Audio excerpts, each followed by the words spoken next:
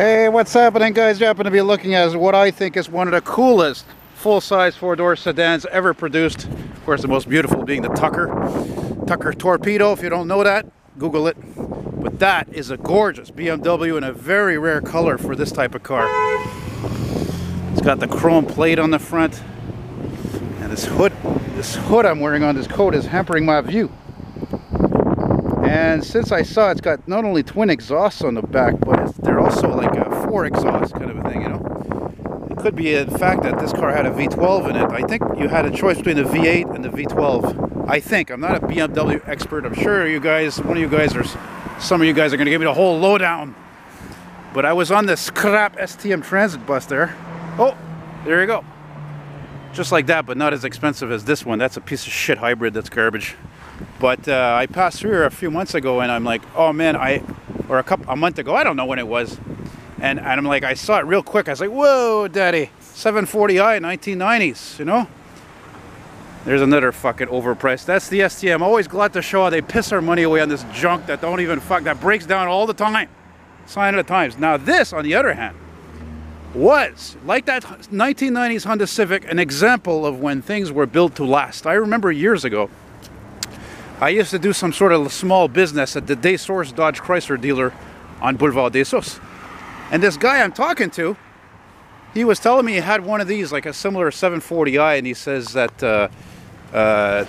this was like going years ago, like I don't know, 2010, 2011, and he said in fact that his older model from the 90s, I think he said it was a 96 or 97, was better than the new one. Yeah, of course! All the old stuff was better made than the newer models, even luxury cars, you know? Oh, the only flaw I see so far is the trim's coming off a little bit there. Man, what a sweetheart. You know, when I see a car this type of a color, though, I think to myself, you know, maybe it was a woman who originally ordered that, you know, new, you know, really the tycoon type of businesswoman, no messing around, you know, and hang on a second, I had to take my headphones off there. I had the funk playing there and the friggin' backstroking. Look at that, eh? You know somebody loves their car when they even have a license plate cover, which I think, actually, to be honest with you, almost looks a bit shady, but I know why they did that. You see, they gave the plate a shade because the Quebec plate, frankly, is not very interesting. It's actually very dull compared to a lot of other plates in North America, you know? Look at that, see what I mean? 2 exhausts, 4 exhausts. But you know, when I look at this color, I think to myself, this car, I got a feeling is from, it says 88 on the plate. That might be right, it might not be, because I know that in 88 they redesigned this car, the 740i, okay? And, but those wheels, oh my God, those wheels are gorgeous. Gorgeous! You know? Sunroof, look, there's even a guard for the sunroof so that the air doesn't come in too much. Let's see what the inside looks like here.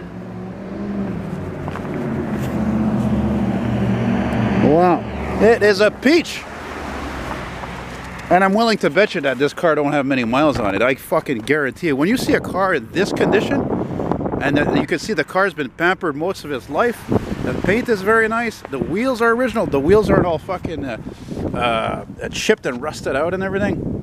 It's just a beautiful automobile, and I'm really glad to have walked back to come and capture it. I'm surprised to see that it was as in great a shape as when I saw it, you know, twice, just going by really quick. It's really, really cool. Meanwhile, it's funny too to see this because I'm going to see a friend of mine who has a 63 Corvair that I filmed a ride in October, I think it was.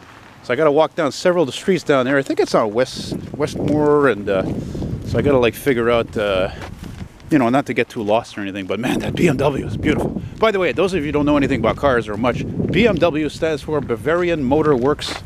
And the only other flaws I see on this car, I think there's a little bit of rust starting over here. But it's just a beautiful automobile. I mean, really, let me just get one last look here because I can't believe it. These cars were never rare.